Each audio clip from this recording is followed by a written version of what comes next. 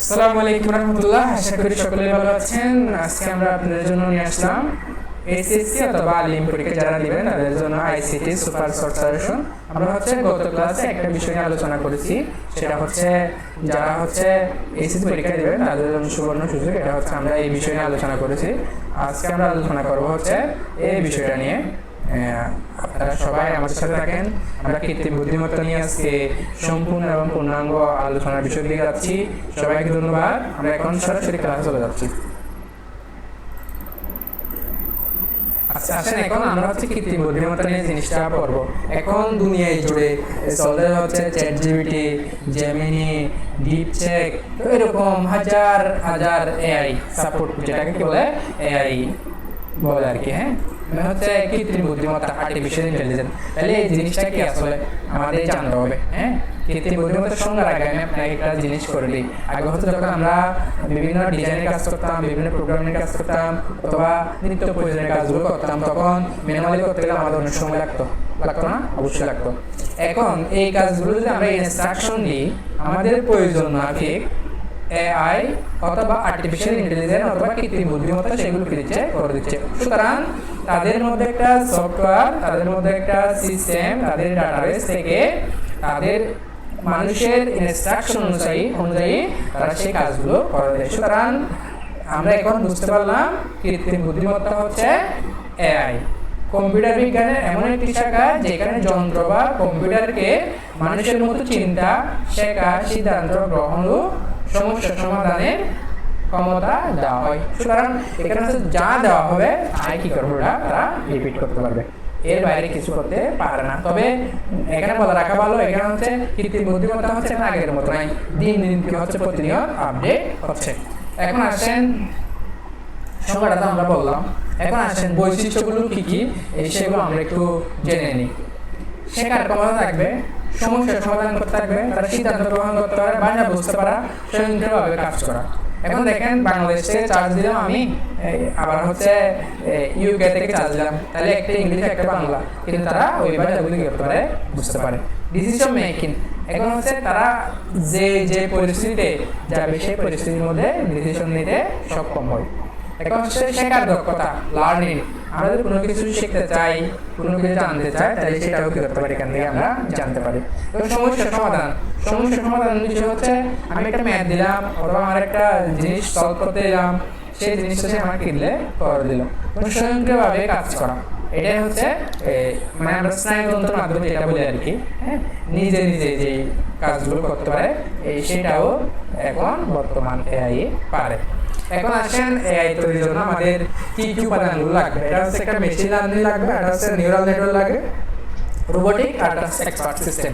ঠিক আছে, machine learning data থেকে শেখার প্রযুক্তি, আর নিউরাল নেটওয়ার্ক মানব মস্তিষ্কের নিউরনের অনুকরণে তৈরি ব্যবস্থা।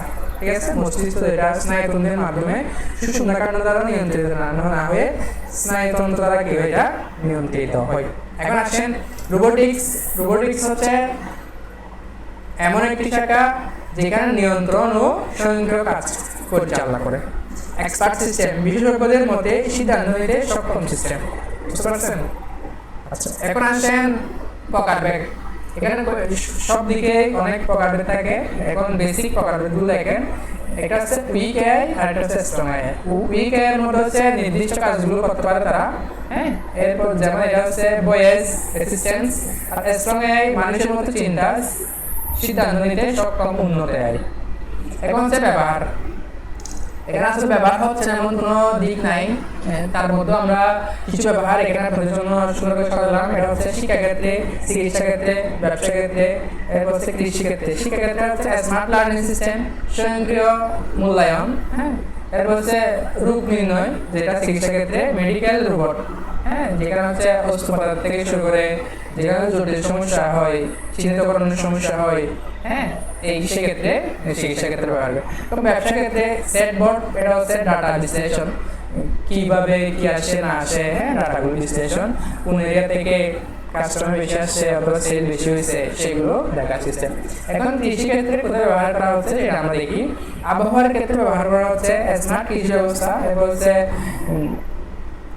শিল্প কারখানায় করতে পারবে হচ্ছে স্বয়ংক্রিয় উৎপাদন ব্যবস্থা, এরপর হচ্ছে পরিবহন, স্বয়ংচালিত গাড়ি, হ্যাঁ, এটা হচ্ছে স্মার্ট কার বলা হয় এগুলোকে। হ্যাঁ, এই কারগুলো হচ্ছে কোনো বাংলাদেশে তেমন একটা নাই বললেই চলে। হ্যাঁ, এটা হচ্ছে ড্রাইভার চালকবিহীন। এবং হচ্ছে সুবিধার মধ্যে অনেক সুবিধা আছে, তার মধ্যে আমাদের বেসিক সুবিধাগুলো জানা লাগবে আর কি। আপনারা দেখবেন এখন এটা হচ্ছে দ্রুত গতিতে কাজ করা যাবে।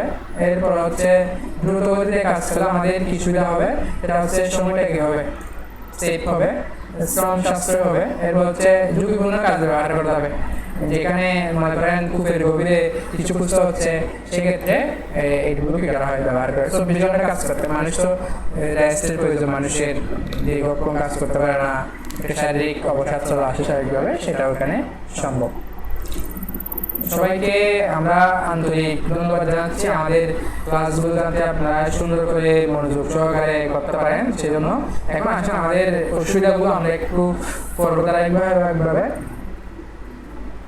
কর্মসংস্থান কমে যেতে পারে, ব্যয়বহুল প্রযুক্তি, মানুষের উপর অতিরিক্ত নির্ভরতা সৃষ্টি, ভুল সিদ্ধান্তের ঝুঁকি থাকতে পারে, তবে কর্মসংস্থান আরো অনেক সময় বাড়ে, অনেক সময় কমে। এটা হচ্ছে স্কিলের উপর অনেক সময় কি করে নির্ভর করে। এখন হচ্ছে গিরি, গুগল অ্যাসিস্ট্যান্ট, এরপর সেলফ ড্রাইভিং কার, এরপর হচ্ছে পেজ রিকগনিশন সিস্টেম, এরপর হচ্ছে চ্যাটবক্স। এগুলো হচ্ছে উদাহরণ। হ্যাঁ, এখন আমরা যেটা জানবো এটা হচ্ছে এআই এবং মানুষের মধ্যে যেটা পার্থক্য, ওই জিনিসটা আমরা এখন জানবো। আচ্ছা, এখন আসেন আমাদের জানা লাগবে, এটা হচ্ছে কৃত্রিম বুদ্ধিমত্তা। আমরা একটা টপিক রেখে আসলাম এখানে, ওই জিনিসটা আমি একেবারে পড়ে দিয়ে আসি।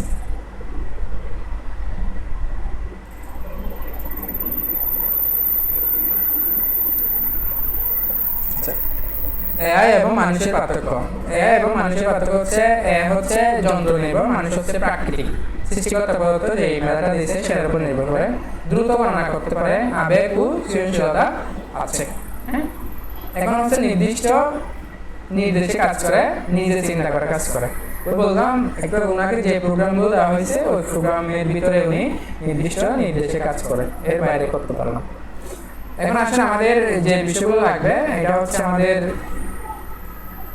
পরীক্ষার মধ্যে যেভাবে প্রশ্নটা আসে সেটা আমরা আপনাদের একটু দেখানোর চেষ্টা করি। এটা হচ্ছে কৃত্রিম বুদ্ধিমত্তা কি, এআই এর বৈশিষ্ট্য লিখো, এআই এর সুবিধা লিখো, চিকিৎসা ও শিক্ষায় এআই এর ব্যবহারগুলো লিখেন।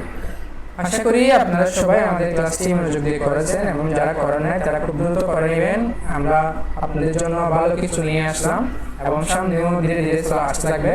সবাই আমাদের জন্য দোয়া করবেন। সবাইকে ধন্যবাদ জানিয়ে আমরা শেষ করছি। আসসালামু আলাইকুম রহমতুল্লাহ।